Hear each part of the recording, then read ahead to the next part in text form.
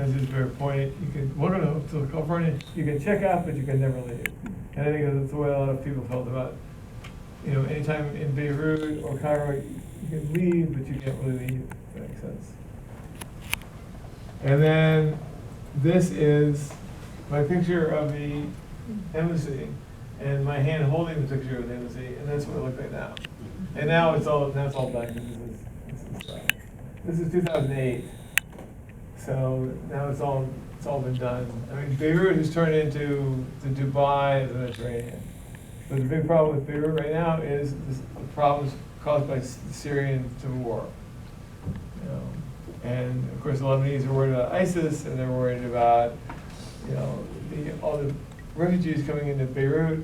And there was a story yesterday or this morning in the Times that the French government has now sent a lot of military weaponry to Lebanon to protect them and to help them fight ISIS and all the other things.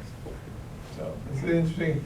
It was so depressing what's happening in the Middle East right now, about all these proxy wars. The Iranians, Saudi Arabia, the Yemen, all these things. It's just, but it looks like a bunch of failed states at the moment. So that was the Beirut stuff. We'll take a look at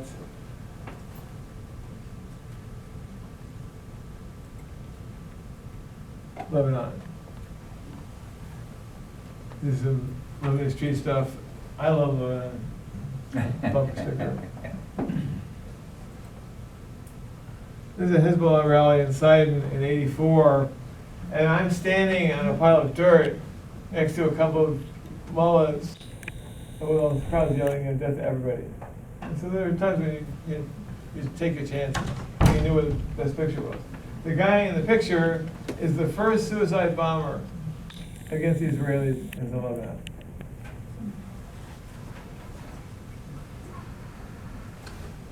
This is '93. This is a Hezbollah rally. This is the leader of Hezbollah, and Sheikh Nasrallah.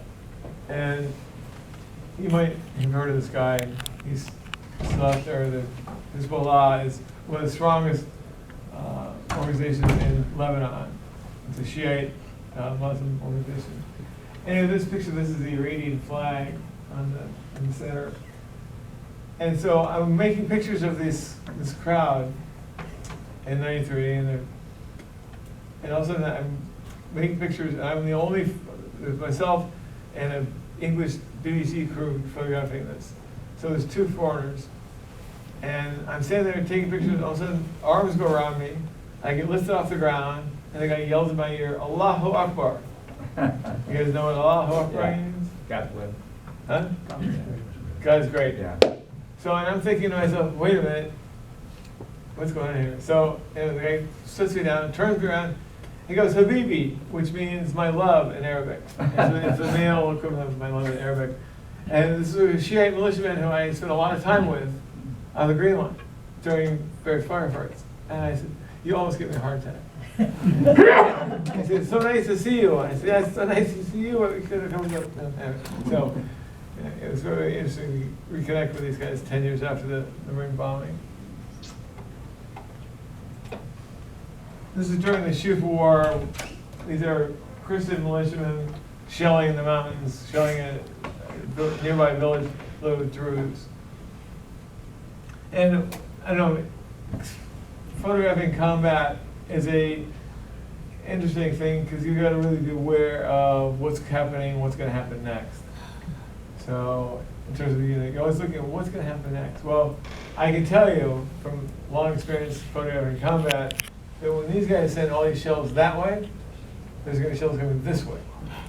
So I was with a writer who said, I said, let's go. He said, no, I want to stay. I said, well, I'm going to take the car and go by. He goes, I said, what do you want to say? He goes, well, I want to stay and watch the story. And I said, well, the story is going to be, the shells are going to come back in here, and I'm going to be here.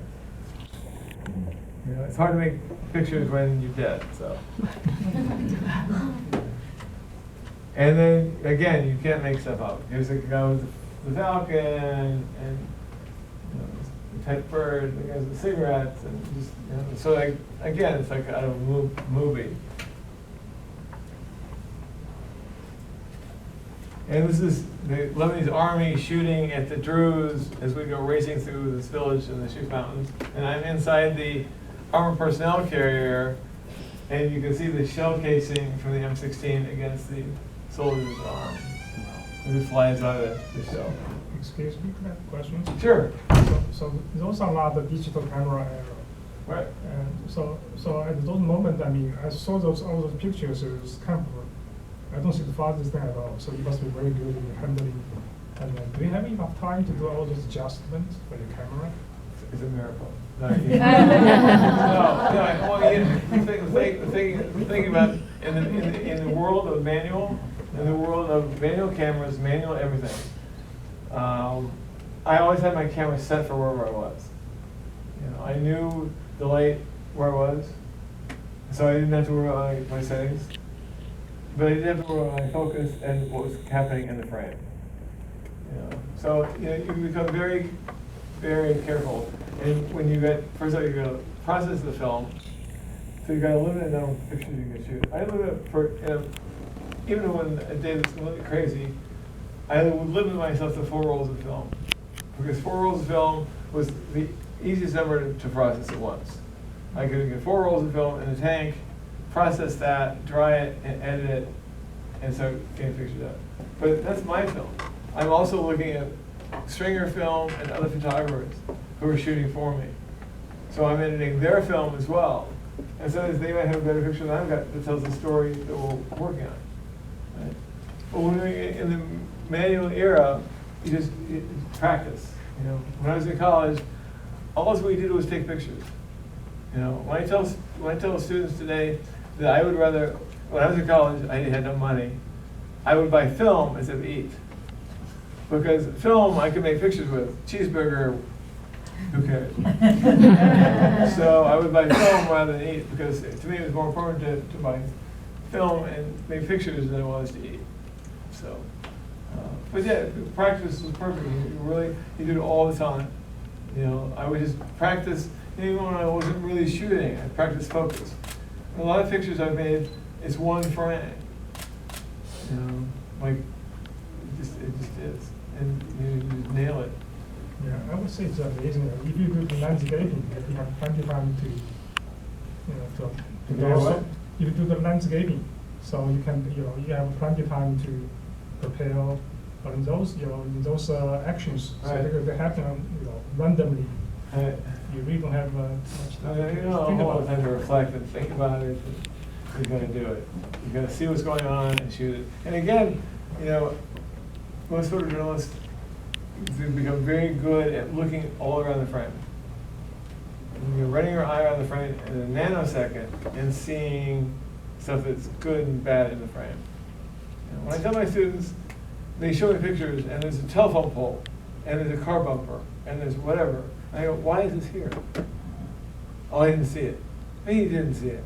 How could you not see the telephone pole going around the guy's head? How could you not see the car bumper going through the dog? How could you not see this stuff? Because people aren't paying attention. So I'm always saying, make pictures with intent. Look at your frame. Look at what's in that picture. And you'll start seeing the car bumper. You'll start seeing the telephone poles. And I know it sounds silly, and it sounds sort of like, how could you not make these mistakes? But it happens all the time. These are kids in a church in Del Camar, which was sort of held hostage by the Druze militia. They couldn't go anywhere. And these kids are in the church, and they're watching the Red Cross, who's been allowed to come in to bring in relief supplies.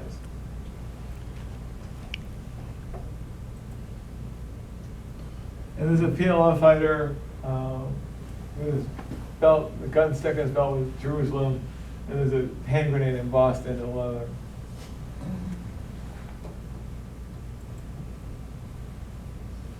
This is Israeli troops.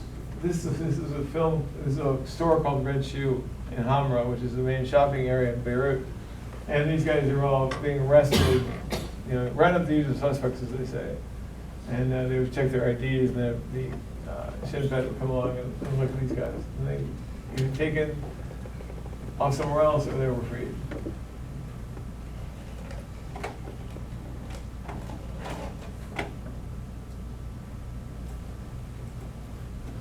This is Israeli soldiers praying in Babda, which is near the presidential palace. And the irony here is you got all these prayer books on top of cases holding shells, artillery shells.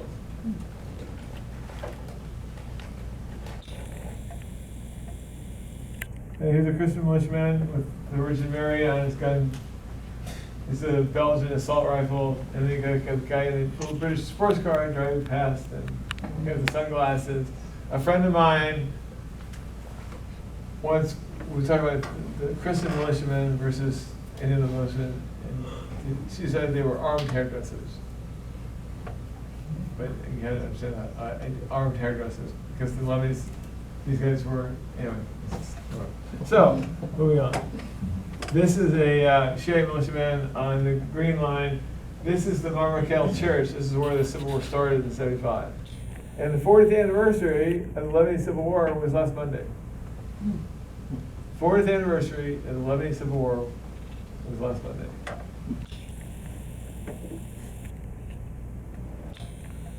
This is a young PLO fighter, this guy named Bird, and he was 16 when I shot this picture. 15, sorry. And then kids can always transcend where they are. So here's kids blowing bubbles on the balcony of their apartment, and literally while I'm making this picture, you can hear small arms fire from 2 blocks away.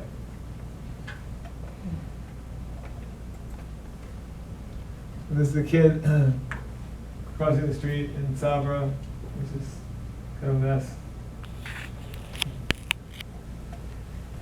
And then in 2008, I'm doing stuff like sort of tourism. This is Byblos, which is the Roman ruins in a town called Byblos, north of Beirut, on the Mediterranean Sea.